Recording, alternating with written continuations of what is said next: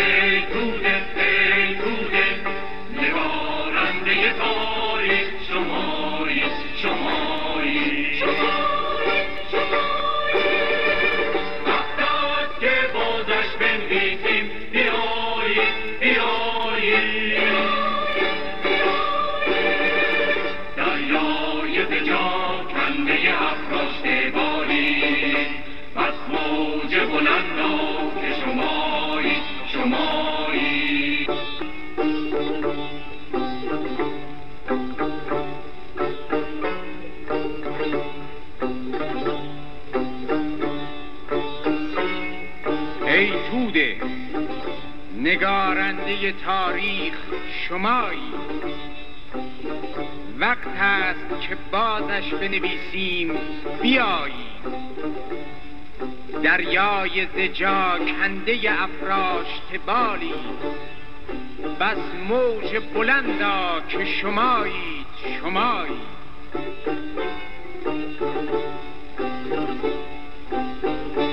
چون ما وقتی در تک شبها نشستیم، امروز چو خورشید و بر این بام برآیید. بیدار بمانید و فروزنده جاوید، آخر نه شما چشم و چراغ همه، آخر نه شما چشم و چراغ همه مایید. ای راه گشایان کمر و قله گرفتید، دشمن به کمین است در این تنگ بپایید بپایید.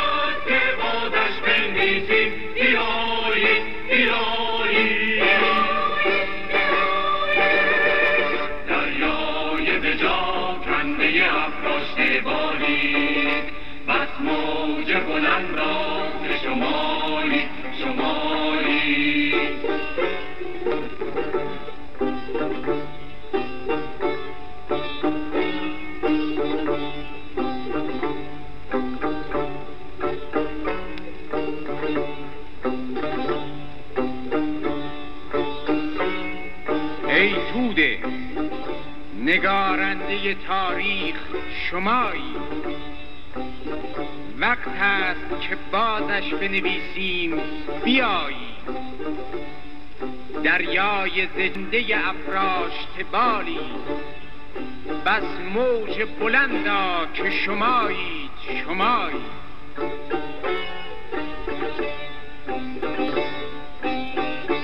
چون ماه بستی در خط شبها بنشستی، امروز چو خورشید و بر این بام برآیید، بیدار بمانید و فروزنده جاوید.